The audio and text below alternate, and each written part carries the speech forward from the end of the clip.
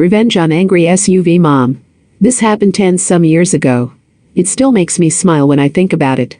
I used to manage a local fast food place in our small town. I worked every night and knew all the locals really well. We had several Karens that would always pull that "you got my food wrong, I need free meals" all the time, and the owners would typically say to just give it to them, but it was our discretion. I was generally nice and would at least fix and give a dessert or something, but not a whole meal. One of our usual Karens came through. I personally took her order so it was not messed up. $60-something of burgers, nuggets, etc. She drove an expensive SUV, always wore glitzed sunglasses even at night. Sighed as if it absolutely pained her every time you talked to her. I read back the order, rechecked at the window to verify. She then started yelling at me after I gave her everything that I missed a single burger. This was the 4th or 5th time I had done this with her, and I tried to tell her she could pay for it, but not get it for free. We found it in the bag, but she wanted another one. Finally she poked me in the chest and demanded that I was going to give it to her.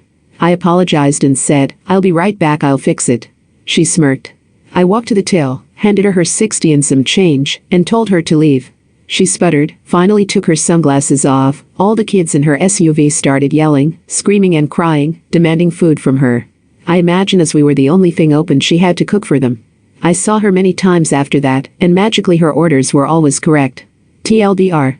Customer tried to get food she did not order for free. I made her leave and she never pulled that trick again. Edit. I had all the food back from checking the bags, so she ended up with only her money. Woman uses shopping cart to keep her place in the queue. Background. When I just need a few things, I go to the small store close to where I live. The important part of this story is that it only has 2 checkouts. Usually only one is open, unless there are more than 7 to 8 people waiting, then they will open the second one also. So when I go there, I get disappointed to see that there are 5 people in front of me with almost full carts, as it means I will have to wait a lot for a small purchase: eggs, milk, and yogurt. The cart in front of me is abandoned though, so when the queue moves, I go past it. Where I come from, if you leave the queue, you leave, there's no holding places. One more person finishes when a woman comes up to me and says that I took her spot. She said she had left the cart there while she quickly went to get something she had forgotten.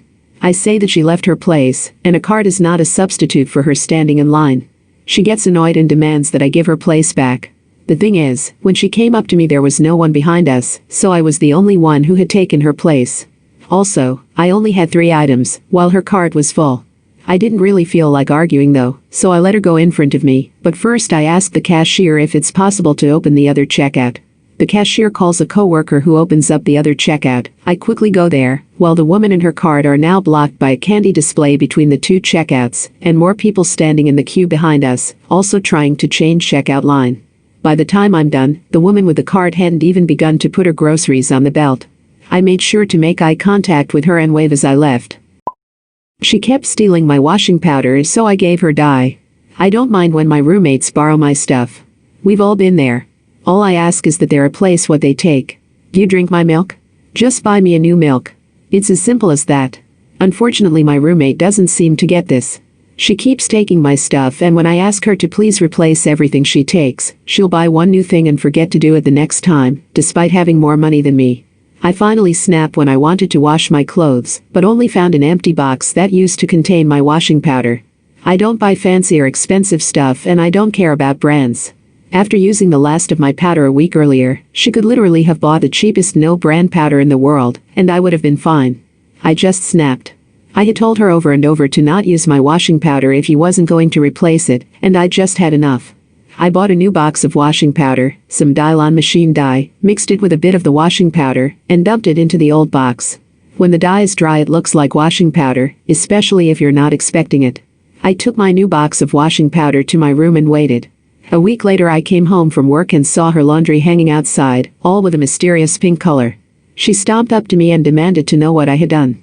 I told her I was going to dye my own clothes, and someone had told me the shade would be lighter if I mixed it with powder, then asked her why she had used it, when it had clearly been in a box with my name on it, when I had told her not to use it, because she never replaced it. I don't think she believed me, but she finally got the message. She almost never takes my stuff, and when she does, she's quick to replace it. You will remember my face. Years ago I was at a concert and the people behind me spent a lot of time making fun of me. The way I danced, what I was wearing, what I looked like, etc. I was pissed. Then they had the gall to ask me to take some group photos of them. I spent around 10 minutes having them pose and gave the phone back. A minute later I hear, "Hey, what the F?" I had reversed the camera and took around 50 photos of my face and took none of them. Then as I was walking away I heard the weirdest threat I've ever heard. A guy yelled after me, "I will make you a meme." Yet to see one though. Your photos will be ready never. In high school I worked at a Fox Photo drive-up kiosk. For those under 40, it was a place you dropped your film off for 24-hour film developing. The job was deadly boring, and I passed the time by looking at people's pictures, which for the most part were dull, poorly composed and badly lit. Every now and then, I'd get some nudes or bizarre shots that made it worthwhile. The company was poorly run, we never had the supplies or support we needed, and it paid next to nothing. It was only a matter of time before I put in my notice. On one of my last days, a Karen in a baby blue Corvette pulled up and demanded her photos.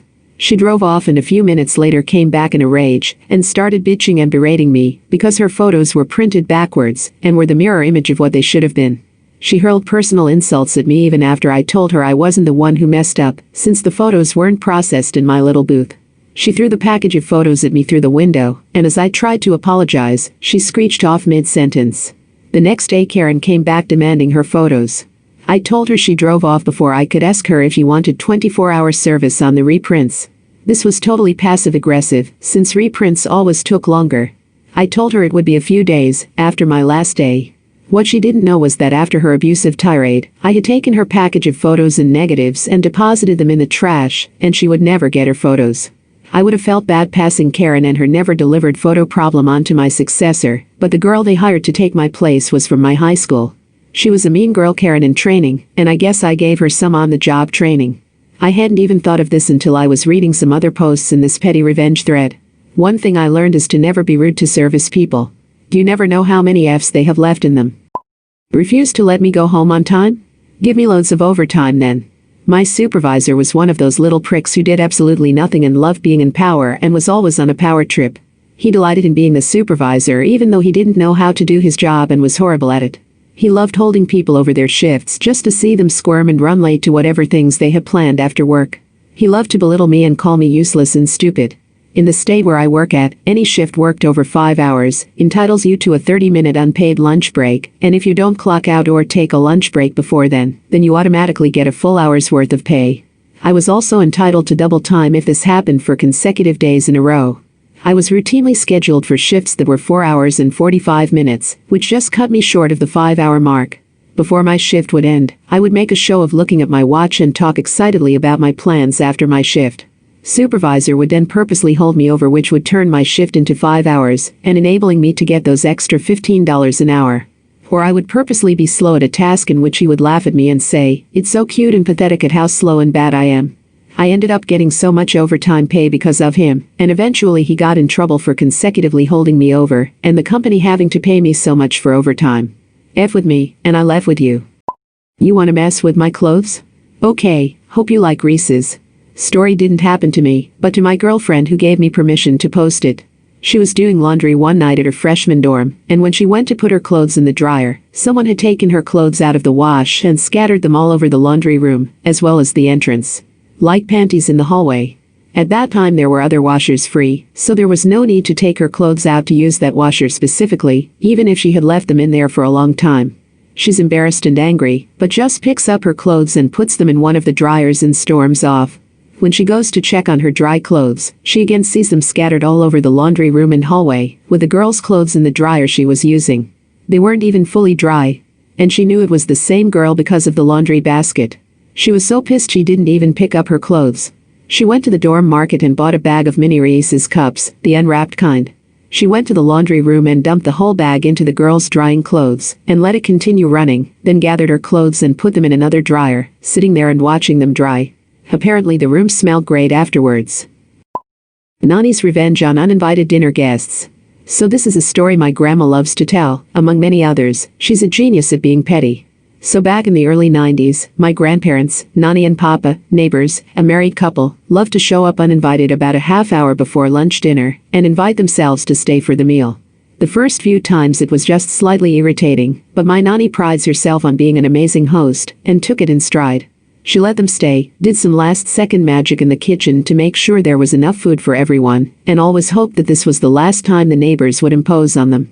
Finally, after months of them making this a twice-weekly habit, both her and my papa were absolutely fed up, and Nani decided to take action to get them to stop.